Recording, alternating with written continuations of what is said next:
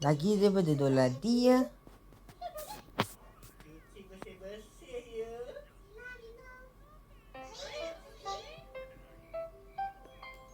Abah Salim marah. Kita orang dah boleh baca kereta dia. Tapi nama Santi Tino Planet. Lain kali jangan buat lagi. Kesian kereta Abang Salim foto. Hihihi. Bayu pa. Opa, mana-mana Plani? Ada? Lagi malam, lagi cantik. Betul ke? Betul. Pergilah tengok di luar. Akak baru tengok tadi.